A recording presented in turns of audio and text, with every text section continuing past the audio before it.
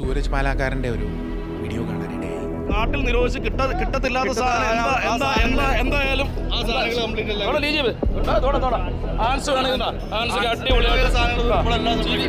എല്ലാ സാധനവും ഇവിടെ കിട്ടും. നിങ്ങൾക്ക് ഹാഷിഷ് ഓയിൽ വേണോ?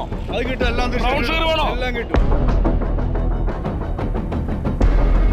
പെരുമ്പാവൂര് അതിഥി തൊഴിലാളികൾ, വിദേശ തൊഴിലാളികൾ വന്ന് താമസിക്കുന്നവരുടെ ഇടയിൽ പോയിട്ട് അവർ ഫേസ് ചെയ്യുന്ന കുറച്ച് പ്രോബ്ലംസ്, അവർ ഫേസ് ചെയ്യുന്ന എന്നതിനേക്കാൾ കൂടുതൽ അവരുടെ ഇടയ്ക്ക് നിലനിൽക്കുന്ന കുറച്ച് ഇഷ്യൂസ് ഉണ്ട്. ആൽക്കഹോൾ, ഡ്രഗ്സ്, പ്രോസ്റ്റിറ്റ്യൂഷൻ, ഇങ്ങനെയുള്ള പ്രശ്നങ്ങൾ ഒരുപാട് നടക്കുന്നു എന്നുള്ളതാണ് അദ്ദേഹം പോയിൻ്റ് ഔട്ട് ചെയ്തത്. പോയിൻ്റ് വളരെ റെലവൻ്റാണ്. പക്ഷേ അതിനെ അദ്ദേഹം ട്രീറ്റ് ചെയ്ത മെത്തേഡ് കുറച്ച് ഫോൾട്ടി ആയി പോയെന്ന് എനിക്കൊരു സംശയം തോന്നി. ആ വീഡിയോ കണ്ട് എനിക്ക് തോന്നിയത് അദ്ദേഹത്തിൻ്റെ നിഗമനം എന്ന് പറയുന്നത് അവരുടെ എത്നിക്കൽ, റിലീജിയസ് അല്ലെങ്കിൽ സോഷ്യൽ ബാക്ക്ഗ്രൗണ്ട് കാരണം ഇങ്ങനൊരു പ്രോബ്ലം വന്നു എന്നുള്ള ഒരു ധാരണ ഉള്ളതായിട്ട് എനിക്ക് തോന്നി. എൻ്റെ എക്സ്പീരിയൻസ് അതല്ല. കാരണം ഈ so called ethno religiously and culturally മുൻപോട്ട് നിൽക്കുന്ന മലയാളികൾ പോലും മറ്റ് സംസ്ഥാനങ്ങളിലും മറ്റ് രാജ്യങ്ങളിലും പോയി താമസിക്കുന്നിടത്ത്, തിങ്ങിപ്പാർക്കുന്നിടത്ത് സെയിം ഇഷ്യൂസ് ഉണ്ട്. അപ്പോൾ അതുകൊണ്ട് അവരുടെ ഒരു എത്നോ റിലീജിയസ് അല്ലെങ്കിൽ കൾച്ചറൽ ബാക്ക്ഗ്രൗണ്ട് ആണ് ഇഷ്യൂ എന്ന് എനിക്ക് അംഗീകരിക്കാൻ ബുദ്ധിമുട്ടാണ്. പക്ഷേ ഒരു കാര്യമുണ്ട്, അവരുടെ ലിവിങ് കണ്ടീഷൻസ് ഒരു മേജർ ഇഷ്യൂ തന്നെയാണ്.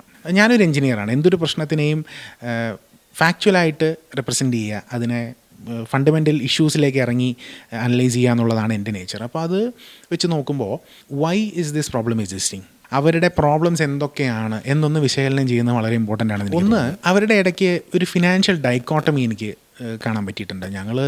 ഞാൻ പെരുമ്പാവൂരുകാരനാണ്. കഴിഞ്ഞ 1-2 പതിറ്റാണ്ടുകളായിട്ട് ഇവരുടെ ഇടയിലാണ് കഴിയുന്നത്. പെരുമ്പാവൂർ ചെന്നിട്ടുണ്ടെങ്കിൽ പല സ്ഥലത്തും വടക്കേ ഇന്ത്യയിലെ ഒരു നഗരമാണെന്ന് തോന്നുന്ന രീതിയിലുള്ളൊരു ഇൻറ്റൻസിറ്റി ഉണ്ട് താനും, സത്യമാണ്. ഒരു ഫിനാൻഷ്യൽ ഡൈക്കോട്ടമി ഇവരുടെ ഇടയിലുണ്ട്. അത് എന്ന് പറയുമ്പോൾ ഞാൻ ഉദ്ദേശിക്കുന്നത്, ഈ നാട്ടിലുള്ള ആളുകൾ തൊഴിൽ ചെയ്യാനില്ലാത്തത് കൊണ്ട് ഇവർക്ക് ഒരു അൺയൂഷ്വലി ഹൈ സാലറി കിട്ടുന്നുണ്ട്. വളരെയധികമാണ്, താങ്ങാനാവാത്തതാണ് എന്ന ആളുകൾ കമൻറ്റ് പറയത്തക്ക രീതിയിലുള്ളൊരു ഇൻറ്റൻസിറ്റിയിൽ സാലറി അവർക്ക് കിട്ടുന്നുണ്ട്. അതേ സമയം തന്നെ ഈ സാലറി അവർക്ക് കയ്യിൽ കൊടുക്കാതെ ഹോൾഡ് ചെയ്യുന്ന സിറ്റുവേഷനുണ്ട്. കാരണം കോൺട്രാക്ടർമാരാണല്ലോ ഇവരെ കൊണ്ടുവരുന്നത്. ഡെയിലി വേജസ് വീക്കെൻഡിൽ തരാം എന്ന് പറഞ്ഞുകൊണ്ട് അവരെ പണിയെടുപ്പിച്ചിട്ട് ഒന്നുകിൽ കൊടുക്കാതിരിക്കുക അല്ലെങ്കിൽ കുറച്ചെന്തെങ്കിലും കൊടുത്ത് ഒഴിവാക്കുക. കാരണം അടുത്ത ആഴ്ച ഇവരെ വിളിക്കണമെന്ന് നിർബന്ധമില്ല. അപ്പോൾ ഇവർക്ക് എഫക്റ്റീവ്ലി ക്യാഷ് കിട്ടുന്നില്ല. ഇങ്ങനൊരു ഡൈക്കോട്ടമി നിലനിൽക്കുന്നുണ്ട്. ഇത് ഭയങ്കര ഒരു ഇമോഷണൽ സ്ട്രെസ് ഉളവാക്കുന്നൊരു സാധനമാണ്. അങ്ങനെയുള്ള ഒരു പ്രശ്നത്തിലേക്ക് ഗാംബ്ലിംഗ് കടന്നു വരുന്നത്. കാരണം ഇമോഷണലി സ്ട്രെസ്ഡ് ആയിട്ടുള്ള ആൾക്കാർക്ക് ഗാംബ്ലിംഗ്, അതുപോലുള്ള കാര്യങ്ങൾ, ഈവൻ പ്രോസ്റ്റിറ്റ്യൂഷൻ പോലുള്ള സാധനങ്ങൾ വരുമ്പോൾ അവരുടെ ആ ഒരു സോഷ്യൽ സിറ്റുവേഷനകത്തേക്ക് കയറി വരുമ്പോൾ അവർക്കൊരു റിലീസാണ്. ഗാംബ്ലിംഗ് അഡിക്റ്റഡ് ആയിട്ടുള്ള, ഡ്രഗ്സ് അഡിക്റ്റഡ് ആയിട്ടുള്ള, പ്രോസ്റ്റിറ്റ്യൂഷൻ അഡിക്റ്റഡ് ആയിട്ടുള്ള ഒരുപാട് പേര് അതിനകത്തുണ്ട്. സെയിം തിങ് ഹാപ്പൻസ് വെൻ മലയാളികൾ തിങ്ങിപ്പാർക്കുന്നിടത്തും അത് തന്നെയാണ് കേട്ടോ, വ്യത്യാസമൊന്നുമില്ല. Then you go into proximity. നമ്മുടെ നാട്ടിൽ നമ്മൾ കഴിയുമ്പോൾ നമ്മൾ മാന്യന്മാരായിരിക്കും. മലയാളികൾ മറ്റു നാട്ടിൽ പോയാലും ഇതുപോലെ തന്നെയായിരിക്കും പലപ്പോഴും പെരുമാറുക. ഞാൻ എൻ്റെ നാട്ടിൽ നിൽക്കുമ്പോൾ എൻ്റെ ബന്ധുമിത്രാദികളും വേണ്ടപ്പെട്ടവരും കാണും എന്നുള്ളത് കൊണ്ട് ഞാൻ മാന്യമായിട്ട് ബിഹേവ് ചെയ്യുന്നൊരു പ്രവണത. പുറത്ത് പോയി കഴിഞ്ഞാൽ അതൊരു മോറൽ കോമ്പസിൻ്റെ കുറവാണ്, അംഗീകരിക്കുന്നു. പക്ഷേ എന്ന് കരുതി മലയാളികൾക്ക് അതില്ലാത്ത, അതിനേക്കാൾ സുപ്പീരിയർ ആയിട്ടുള്ള ആളുകളാണെന്ന് ഞാൻ വിശ്വസിക്കുന്നില്ല. മറ്റ് സംസ്ഥാന തൊഴിലാളികൾ ഇവിടെ വന്ന് താമസിക്കുമ്പോൾ അവരവരുടെ നാട്ടിലല്ല നിൽക്കുന്നത്, ഒരു അന്യനാടാണ്. നമ്മൾ ദുബായിലൊക്കെ പോയി താമസിക്കുന്ന അതേ എഫക്റ്റിൽ. അങ്ങനെ വരുമ്പോൾ നിയമവിരുദ്ധ പ്രവർത്തനങ്ങൾക്ക് ആകെ ഭയക്കേണ്ടത് പോലീസിനെയാണ്. എന്നാൽ ഇത്രയും ഇൻറ്റൻസിറ്റിയിൽ, ഇത്രയും എണ്ണത്തിൽ ആൾക്കാർ നിൽക്കുമ്പോൾ പോലീസിനും അത് അപ്രോച്ച് ചെയ്യാൻ പറ്റില്ല.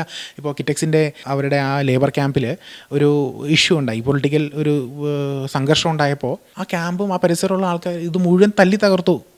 പോലീസിനൊന്നും ചെയ്യാൻ പറ്റില്ല. പോലീസിൻ്റെ വണ്ടി ഉൾപ്പെടെ കത്തിച്ച് കളഞ്ഞു. അത്ര എണ്ണത്തിലാണ് ആൾക്കാർ. പോലീസിനത് ട്രാക്ക് ചെയ്യാൻ പറ്റുന്ന ഒരു സിറ്റുവേഷൻ അല്ല.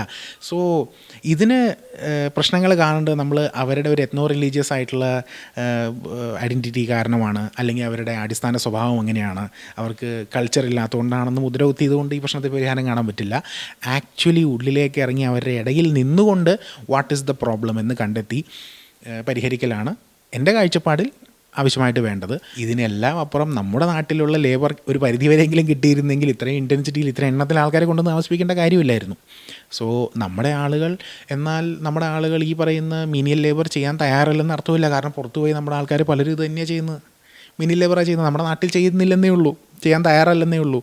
സോ ആ ഒരു തരത്തിൽ പറഞ്ഞാൽ ഒരു ഓപ്പോസിങ് പോയിൻ്റ് ഓഫ് വ്യൂ ഉണ്ട്. അത് നമ്മൾ കണക്കിലെടുത്തേ മതിയാകും.